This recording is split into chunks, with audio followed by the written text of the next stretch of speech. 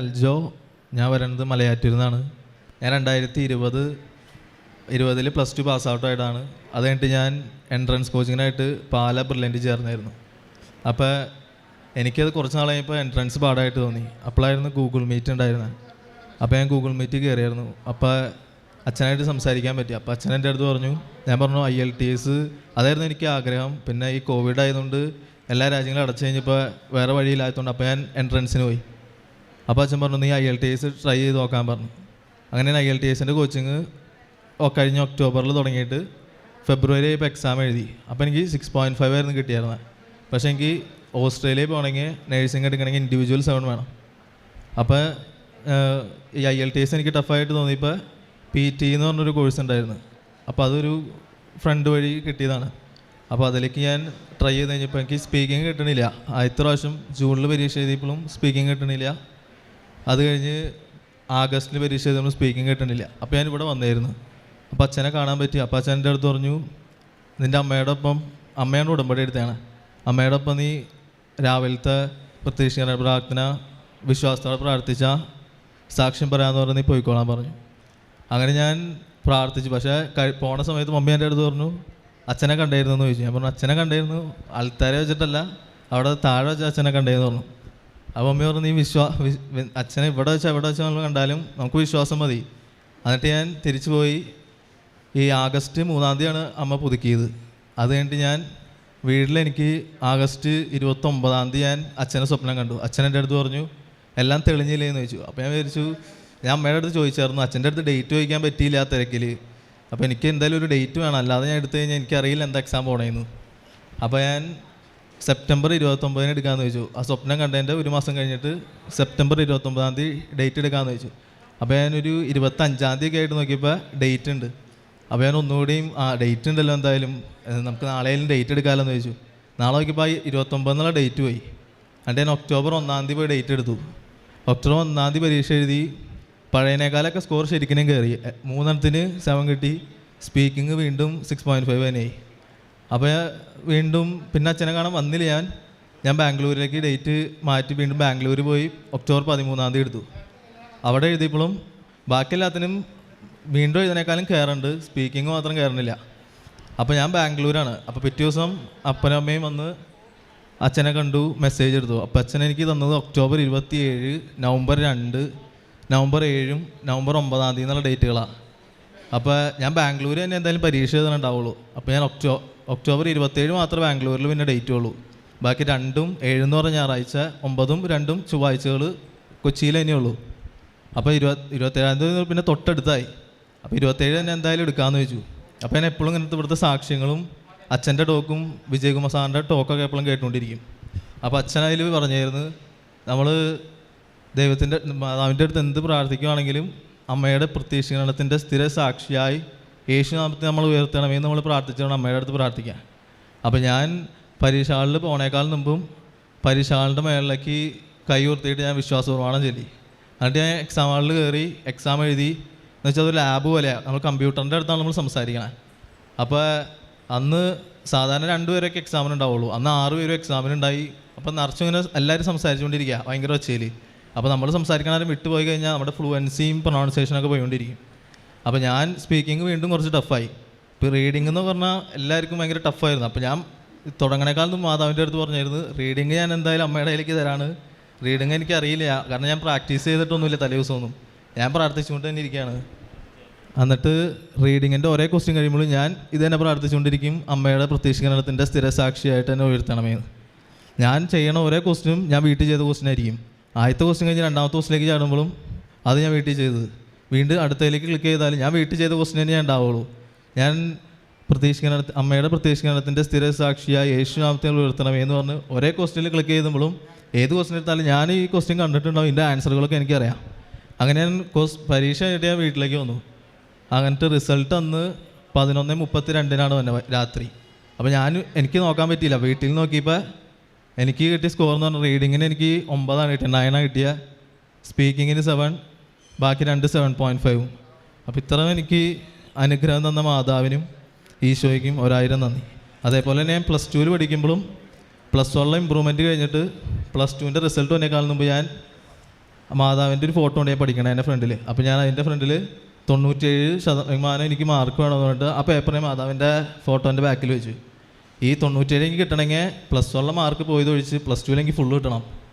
അപ്പോൾ ഞാൻ മാതാവിൻ്റെ അടുത്തുകൊണ്ട് മാതാവിന് എന്തായാലും ഒന്നും അസാധ്യമല്ലല്ലോ, ഫുള്ള് കിട്ടണമെന്ന് പറഞ്ഞാൽ മാതാവിന് ചെറിയ കാര്യമായാലും എന്തായാലും ഈശോൻ്റെ അടുത്ത് പറഞ്ഞാൽ മതിയില്ല. എന്നിട്ട് റിസൾട്ട് വന്നു കഴിഞ്ഞപ്പോൾ എനിക്ക് +2 എല്ലാത്തിനും ഫുള്ളായിരുന്നു. എനിക്ക് കിട്ടിയ സ്കോർ എന്ന് പറഞ്ഞാൽ 97% തന്നെയായിരുന്നു. അതേപോലെ ഒരുപാട് അനുഗ്രഹങ്ങൾ മാതാവുന്നുണ്ട്. ഇതേപോലെ ഞാനിപ്പോൾ മാതാവിൻ്റെ അടുത്ത് നമ്മൾ എന്തെങ്കിലും കാര്യം ചോദിച്ചിട്ട് ഞാൻ ഇവിടെ ചെറിയ പ്രാർത്ഥന നടക്കുമ്പോൾ ഞാൻ ബാംഗ്ലൂരായിരിക്കും, അവിടെ ഞാൻ മുട്ടുകുത്തിയിട്ട് കൈ വിരിച്ച് ജപമാല അർപ്പിക്കുകയായിരുന്നു. അപ്പോൾ നമുക്ക് എന്തായാലും അതിന് ഉത്തരം കിട്ടുമെന്നുള്ള കാര്യം 100% ഉറപ്പാണ്. എന്നെങ്ങനെ സഹായിക്കുന്ന മാതാവിനും ഈശോയ്ക്കും 1000 നന്ദി. കരങ്ങളടിച്ചുകൊണ്ട് നമുക്ക് കർത്താവിന് നന്ദി പറയാം. വലിയ ദൈവാനുഭവ സാക്ഷ്യമാണ് മലയാറ്റൂരിൽ നിന്ന് വന്നിരിക്കുന്ന അൽജോ വർഗീസ് പങ്കുവെച്ചത്. അൽജോ, PT എക്സാം എത്ര പ്രാവശ്യമാണ് പരാജയപ്പെട്ടത്? 5ാമത്തെ പ്രാവശ്യമാണ് ജയിച്ചത്. 4 പ്രാവശ്യം PT എഴുതി, 1 പ്രാവശ്യം IELTS എഴുതി. ഈ ഡേറ്റ് അപ്പോൾ ആര് വന്നെടുത്തു അച്ഛനെ കണ്ട്? ഞാൻ വന്നേര്. അമ്മയാ? ഈ അവസാനത്തെ ഡേറ്റ് അമ്മയും അപ്പനും വന്നിട്ടുണ്ട്. അമ്മയും വന്നിട്ടുണ്ട്. എവിടെ? അവർ രണ്ടുപേരും വന്നിട്ടുണ്ട്. കയറി വരിക. അച്ഛനെ വന്ന് കണ്ട് പ്രാർത്ഥിച്ചിട്ട് ഡേറ്റ് എടുത്തപ്പോൾ അച്ഛൻ എന്താ പറഞ്ഞത്? അച്ഛനെന്താ പറഞ്ഞത്? ഞാനിവിടെ വന്ന് ഇവന് എക്സാമിന് തോറ്റു എന്ന് പറഞ്ഞ് 13-ാം തീയതി ഇത് കഴിഞ്ഞപ്പോൾ ഒത്തിരി വേദനയോടെ ഞങ്ങളുടെ കുടുംബം ഒന്ന് എഴുതുമ്പോൾ എല്ലാത്തിനും നല്ല സ്കോർ കാണിക്കും, സ്പീക്കിങ്ങിന് അവന് സ്കോർ പോവും. അവസാനം ഞാൻ ഇവന് 13-ാം തീയതി തോറ്റ് കഴിഞ്ഞപ്പോൾ പറഞ്ഞു, ചേട്ടാ നാളെ നമുക്കൊന്ന് കൃപാസനം വരെ പോകണം, അച്ഛനെ കാണാൻ പറ്റി കാണണം, അല്ലെങ്കിൽ അമ്മയുടെ അടുത്ത് നമ്മുടെ വേദന ഒന്ന് പങ്കുവയ്ക്കണം, അതുകൊണ്ട് ചേട്ടൻ എൻ്റെ കൂടെ വരണമെന്ന് പറഞ്ഞു. അങ്ങനെ ഞങ്ങളിവിടെ വന്ന് ഇപ്പോൾ അലോഷി ബ്രദറിൻ്റെ അടുത്ത് പോയി ഇപ്പോൾ ചോദിച്ചപ്പോൾ ബ്രദർ പറഞ്ഞു അച്ഛനെ കാണാൻ ചീട്ട് എടുക്കണമെന്ന് പറഞ്ഞു. ചീട്ട് എടുത്തു. എനിക്ക് കിട്ടിയത് 1ാമത്തെ നമ്പറാണ്. ഞാനും ചേട്ടനും ഇവിടെ ഫ്രണ്ടിൽ 1ാമത് വന്നു നിന്നു. ഞാൻ അച്ഛൻ്റെ അടുത്ത് പ്രാർത്ഥിച്ച് പറഞ്ഞു, എൻ്റെ മോൻ്റെ വിദ്യാഭ്യാസ മേഖലയിലുള്ള തടസ്സങ്ങൾ അച്ഛാ എനിക്ക് എന്താണെന്ന് അറിയണില്ല, സ്പീക്കിങ്ങിനാണ് അവനിങ്ങനെ പോണേന്ന് പറഞ്ഞു. അങ്ങനെ ചേട്ടനും ഞാൻ നിന്നു. അച്ഛൻ്റെ അടുത്ത് ഞാൻ പറഞ്ഞു, അച്ഛൻ പ്രാർത്ഥിച്ചു, മെസ്സേജ് എടുത്തു. മാതാവിനോട് പ്രാർത്ഥിച്ചു കഴിഞ്ഞതിന് ശേഷം അച്ഛൻ എന്നോട് പറഞ്ഞു, ഞാൻ അച്ഛനോട് പറഞ്ഞു, അച്ഛാ അവൻ എന്നോട് പറഞ്ഞു ഒരു ഡേറ്റ് എനിക്ക് വേണം, അച്ഛൻ പറയണ ഒരു ഡേറ്റിൽ എനിക്ക് തരണമെന്ന് പറയാൻ പറഞ്ഞു. അങ്ങനെ അച്ഛൻ എനിക്ക് 27-ാം തീയതി ഒരു ഡേറ്റ് തന്നു കഴിഞ്ഞപ്പോൾ ഞാൻ എൻ്റെ മോനോട് പറഞ്ഞു, മോനെ 27-ാം തീയതിയാണ് അച്ഛൻ ഡേറ്റ് തന്നേണേ, ആ ഡേറ്റിൽ നീ എടുക്കുമെന്ന് പറഞ്ഞു. അങ്ങനെ ഞങ്ങൾ എടുത്ത് 27-ാം തീയതി എക്സാം എഴുതി. അവൻ നല്ലൊരു സ്കോറോടുകൂടി ഞാൻ ആദ്യം തന്നെ അച്ഛനോട് പറഞ്ഞു, അച്ഛാ എനിക്ക് ഈ കൃപാസന അൽത്താരയിൽ വലിയൊരു സാക്ഷിയായി ഞങ്ങളുടെ കുടുംബത്തിനെ ഇവിടെ ഉയർത്തണമെങ്കിൽ അമ്മ ഒരിക്കലും വലിയൊരു അനുഗ്രഹം തരണം, അതിന് ഞങ്ങൾ വൈകാതെ തന്നെ അമ്മയുടെ നടയിൽ വന്ന് ഞങ്ങൾ സാക്ഷ്യം പറഞ്ഞേക്കാമെന്ന് ഞാൻ നേർന്നായിരുന്നു. അതിൻ്റെ ഇടയിൽ അച്ഛൻ ആദ്യമായി ഞങ്ങളെ കാണാൻ വന്നപ്പോൾ അച്ഛൻ പറഞ്ഞു, എന്നെ കാണണമെന്നില്ല, നിങ്ങൾ അൽത്താരയിൽ മാതാവിനെ നോക്കിയിട്ട് ഞങ്ങൾ ഈ അൽത്താരയിൽ വന്ന് സാക്ഷ്യം പറഞ്ഞേക്കാം എന്ന് മാത്രം നിങ്ങൾ ഉള്ളിൽ ആഘാതമായി വിശ്വസിച്ച് പറഞ്ഞാൽ മതി എന്ന് പറയാണ്. ആ പ്രത്യാശ കൈവിടാതെ ഞങ്ങൾ ഇവൻ്റെ എക്സാമിൻ്റെ ദിവസം 12:30 നേരത്ത് 4 മെഴുതിരി കത്തിച്ച് ഞങ്ങൾ 33 പ്രാവശ്യം പ്രത്യക്ഷകരണ പ്രാർത്ഥനയും 33 പ്രാവശ്യം വിശ്വാസ പ്രമാണം ഞങ്ങൾ മുത്തുമ്പോൾ നിന്ന് ഞാനും എൻ്റെ ഭർത്താവും എൻ്റെ ഇളയ മകനും ഉണ്ടായിരുന്നു. ഞങ്ങളത് കത്തിച്ച് പ്രാർത്ഥന നിരതമായി അവൻ്റെ എക്സാം കഴിയണവരെ അത് ചൊല്ലിക്കൊണ്ടിരുന്നു. അതിനുശേഷം ഞങ്ങൾ ജെറീക്കോ പ്രാർത്ഥനയിൽ ഞാൻ നേർന്നിട്ടുണ്ടായിരുന്നു. 27-ാം തീയതി എൻ്റെ വീടിൻ്റെ ചുറ്റും 7 പ്രാവശ്യം ചെല്ലുന്ന ആ കൊന്ത ഞാൻ അന്ന് നേർന്ന ദിവസമായിരുന്നു. ഭയങ്കര ഇടിവെട്ടും മഴയായിരുന്നു. പക്ഷെ ഞാനും എൻ്റെ ഇളയ മകനും കൂടി മാതാവിൻ്റെ രൂപം സിരിസ്വരൂപം ഇത് നേർന്നുകൊണ്ട് തിരിയും കത്തിച്ച് ഞങ്ങളത് ആ പ്രത്യക്ഷ പ്രാർത്ഥന, ആ ജെറീക്കോ പ്രാർത്ഥന ഞങ്ങൾ പൂർത്തീകരിക്കാനും മാതാവ് ഞങ്ങൾ അനുഗ്രഹിച്ചു. കരങ്ങളിടിച്ചുകൊണ്ട് നമുക്ക് കർത്താവിനെ സ്തുതിക്കാം. ഈ സാക്ഷ്യം കേൾക്കുന്നവർ പ്രത്യേകം മനസ്സിലാക്കണം, എങ്ങനെയാണ് ദൈവകൃപ അൽജോയുടെ ജീവിതത്തിലേക്ക് കടന്നു വന്നതെന്ന്. PT എക്സാം പരാജയപ്പെട്ടപ്പോൾ 4 തവണ പരാജയപ്പെട്ടപ്പോൾ അമ്മ വന്ന് അച്ഛനക്കനെ ഡേറ്റ് എടുക്കുകയും ചെയ്തിരുന്നു. ഡേറ്റ് എടുക്കുക ചെയ്യുക മാത്രമല്ല, ഇതിനിടയിൽ അൽജോ ബഹുമാനപ്പെട്ട ജോസഫ് അച്ഛനെ സ്വപ്നത്തിൽ കണ്ടുവെന്നുള്ളതാണ്. അപ്പോൾ സ്വപ്നത്തിൽ കണ്ടു കഴിഞ്ഞപ്പോൾ അൽജോയ്ക്ക് വലിയ സന്തോഷമായി. സ്വപ്നത്തിൽ അച്ഛൻ എന്ത് പറയുന്നതായിട്ട് അൽജോക്ക് ഫീൽ ചെയ്തേ? സ്വപ്നത്തിൽ അച്ഛൻ എൻ്റെ വീട്ടിലുണ്ട്. എന്നിട്ട് അച്ഛൻ എൻ്റെ അടുത്ത് ഇങ്ങനെ തോളത്ത് തട്ടിയിട്ട് എല്ലാം തെളിഞ്ഞില്ലേന്ന് ചോദിച്ചാൽ, അപ്പോൾ ഞാൻ തെളിഞ്ഞു എന്ന് പറഞ്ഞു. എല്ലാം തെളിഞ്ഞില്ലേന്ന്, അതായത് എല്ലാം ക്ലിയർ ആയില്ലേ എന്നുള്ളത്. അച്ഛനെ സ്വപ്നത്തിൽ കാണുന്നതിന് കാരണമുണ്ട്. കാരണം ബഹുമാനപ്പെട്ട ജോസഫ് അച്ഛനാണ് പരിശുദ്ധമായ 2004 ഡിസംബർ 7 കൃപാസന അൾത്താരയിൽ പ്രത്യക്ഷപ്പെട്ടത്. ഇപ്പോൾ ഈ പ്രത്യക്ഷപ്പെടുമ്പോൾ മഹാദുരന്തത്തെ മുൻകൂട്ടി അറിയിച്ചുകൊണ്ട് സമയഘടികാരം നെഞ്ചിൽ ചാർത്തിയാണ് അമ്മ പ്രത്യക്ഷപ്പെട്ടത്. ഇപ്പോൾ ഈ പ്രത്യക്ഷപ്പെടൽ തന്നെ ലോകജനതയുടെ വിശ്വാസ സമൂഹത്തിന് വലിയ അനുഭവം അമ്മ നൽകുകയാണ്. ഇതുപോലെ ദുരന്തങ്ങളും ദുരിതങ്ങളും ജീവിത വിഷമതകളും ജീവിതം അസ്തമിച്ചു നിൽക്കുമ്പോൾ അവർക്ക് പരിശുദ്ധമ്മ സമയബന്ധിതമായിട്ടാണ് ഇടപെടുന്നത്. ഇനി 33 പ്രാവശ്യം വിശ്വാസ പ്രമാണം ചൊല്ലി, 33 പ്രാവശ്യം പ്രത്യക്ഷീകരണ പ്രാർത്ഥന ചൊല്ലി. അപ്പം അതിലൂടെ ദൈവത്തിൻ്റെ കൃപ പരിശുദ്ധാത്മാവ് കൊടുത്തു. ഇനി അതുകൂടാതെ ആഗോള ജെറീക്കോ പ്രാർത്ഥന ചെയ്തു എന്നാണ് പറഞ്ഞത്. അതായത് ഒക്ടോബർ മാസത്തിൽ അവസാനത്തെ ആഴ്ചയിൽ കൃപാസനം ആഗോള ജെറീക്കോ പ്രാർത്ഥന നടത്തിയിരുന്നു. ഓരോ ദിവസവും 5 രാജ്യങ്ങളെയും രാജ്യത്തിൻ്റെ വിവിധമായ ആവശ്യങ്ങളെയും അവിടെ ജനത അനുഭവിക്കുന്ന വിഷമതകളെയും എല്ലാം സമർപ്പിച്ച് പ്രാർത്ഥിക്കുകയാണ്. നിങ്ങൾക്കത് യൂട്യൂബിൽ കിടപ്പുണ്ട്, നിങ്ങൾക്കത് കണ്ട് പ്രാർത്ഥിക്കാൻ പറ്റും. നിങ്ങളുടെ സഹോദരങ്ങളെ ബന്ധുമിത്രാദികൾ വിദേശത്തുണ്ടെങ്കിൽ അവരോട് പറയാൻ നിങ്ങൾക്ക് കഴിയും. വലിയ അനുഭവമാണ്. ഇപ്പോൾ ഇടിവെട്ടും മഴയുണ്ടായിട്ട് പോലും തിരികത്തിച്ച് പിടിച്ച് അമ്മയുടെ രൂപം വഹിച്ചുകൊണ്ട് ആ പ്രാർത്ഥന ചെയ്തെന്ന് പറയുമ്പോൾ അത് സമ്പൂർണ്ണ വിശ്വാസത്തിൻ്റെ മുദ്രയാണ്. അത് ദൈവത്തോടുള്ള വിശ്വസ്തയുടെ ഭാഗമാണ്. അതുകൊണ്ട് തന്നെയാണ് സമയബന്ധിതമായിട്ട് തന്നെ പരിശുദ്ധമ്മ അൽജോയുടെ ജീവിതത്തിൽ ഇടപെടുകയും വിജയം കൊടുക്കുകയും ജോലി കൊടുക്കുകയും കുടുംബത്തെ അനുഗ്രഹിക്കുകയും ചെയ്തത്. ഇതാണ് ഉടമ്പടിയുടെ പ്രത്യേകം. ഉടമ്പടി ചെയ്ത് കഴിഞ്ഞാൽ ദൈവം നിങ്ങളുടെ കൂടെ വരും, ദൈവത്തിൻ്റെ സാന്നിധ്യം വേണം. പുറപ്പാടിൻ്റെ പുസ്തകം 19 പറയും, അങ്ങനെ ഞാൻ നിങ്ങളുടെ ദൈവവും നിങ്ങളെൻ്റെ ജനവുമായി തീരും. അപ്പം അങ്ങനെ വലിയൊരു ദൈവാനുഭവമാണ് ഉടമ്പടി ചെയ്യുന്നതിലൂടെ ദൈവം കൊടുക്കുന്നത്. ഈ സാക്ഷ്യത്തോട് ചേർത്ത് ഇതുപോലെ ദുരിതം അനുഭവിക്കുന്ന എല്ലാവരെയും സമർപ്പിച്ച് പ്രാർത്ഥിക്കാം. യേശുവേ സ്തോത്രം, യേശുവേ നന്ദി, യേശുവേ ആരാധന.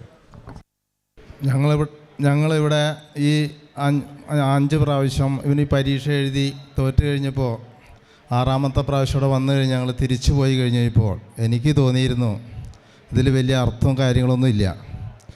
മാതാവിൻ്റെ അടുത്ത് സത്യം പറഞ്ഞാൽ ഞാൻ ഇവിടുന്ന് പോയത് ഇനി ഞാൻ തിരിച്ച് ഈ കൃപാസനത്തിൽ വരില്ല എന്നും പറഞ്ഞുകൊണ്ടാണ്. അന്ന് രാത്രി 27-ാം തീയതി രാത്രി എനിക്ക് ആഴ്ചയിൽ 2 ദിവസം രാത്രി കപ്പ വലിച്ച് ബാംഗ്ലൂർക്ക് കയറ്റി വിടുന്നൊരു പണിക്ക് പോകുന്ന ആളാണ് ഞാൻ രാത്രി കപ്പ വലിച്ചുകൊണ്ട് നിൽക്കുമ്പോൾ രാത്രി ഒരു 12 മണിയായപ്പോഴാണ് എൻ്റെ മകൻ എന്നെ വിളിച്ചിട്ട് പറഞ്ഞ, പപ്പ എനിക്ക് നല്ല മാർക്ക് കിട്ടിയത്. നമ്മൾ ആര് മുട്ടിപ്പായിട്ട് വന്ന് ഈ മാതാവിൻ്റെ അടുത്ത് വന്ന് കരഞ്ഞ് ചോദിച്ചിട്ടുണ്ടോ, അത് നമുക്ക് വാരിക്കോരിത്തരും എന്ന് ഞാൻ വിശ്വസിക്കുന്ന ഒരു വ്യക്തിയാണ്. അതുപോലെ തന്നെ നിങ്ങൾ ആരായാലും 1 പ്രാവശ്യം ഇവിടെ വന്നു നമുക്ക് കിട്ടിയില്ലെങ്കിൽ 2ാമത്തെ പ്രാവശ്യം മുട്ടിപ്പായിട്ട് ഈ മാതാവിനോട് പ്രാർത്ഥിച്ചോ, നിങ്ങൾക്ക് വാരിക്കോരിത്തരും എന്ന് മാത്രമാണ് എനിക്ക് പറയാനുള്ളത്. കരങ്ങളടിച്ച് കർത്താവിന് നന്ദി പറയട്ടെ. വലിയ ദൈവാനുഭവമാണ്. ഇവിടെ വന്നപ്പോൾ വർഗീസ് പറഞ്ഞത്, ചായൻ പറഞ്ഞിട്ട് പോയത് ഇനി കൃപാസനത്തിൽ കാലുകുത്തുന്നുള്ളതാണ്. ഇപ്പോൾ നിൽക്കുന്നത് എവിടെയാണ്? പരിശുദ്ധ മുഖത്തിട്ട് അൾത്താരയിലാണ്. എന്നിട്ട് പറഞ്ഞൊരു കാര്യമുണ്ട്, ഇവിടെ വന്ന് പ്രാർത്ഥിച്ച് നിങ്ങൾ മുട്ടിപ്പായി പ്രാർത്ഥിച്ചോ, അമ്മ ചോദിക്കുന്നതെല്ലാം തരുമെന്ന്. ലൂക്കാ 7 നിങ്ങൾ ചോദിക്കുമെന്ന് ദൈവം നിങ്ങൾക്ക് നൽകും. അതിന് സാക്ഷിയാണ് പ്രിയസച്ചായ. കരങ്ങളടിച്ച് കർത്താവിനെന്ന് പറയാം.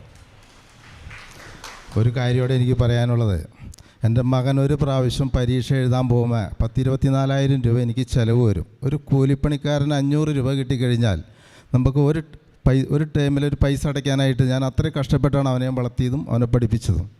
പക്ഷെ ഞാൻ പറഞ്ഞില്ലേ, ഞാൻ രാത്രി പണിക്ക് പോയിട്ടാണ് അവനെ പരീക്ഷ ഫീസ് അടയ്ക്കുന്നത്. അത് 1, 2, 3, 4, 5 പ്രാവശ്യം തോറ്റ് കഴിയുമ്പോൾ നമ്മൾ ആരായാലും എങ്ങനെ ചിന്തിക്കും? അത്ര തന്നെ ഞാനും ചിന്തിച്ചത്. അതുകൊണ്ടാണ് മാതാവിൻ്റെ മുന്നിൽ എനിക്ക് അങ്ങനെ ഒന്ന് തോന്നിപ്പോയത്.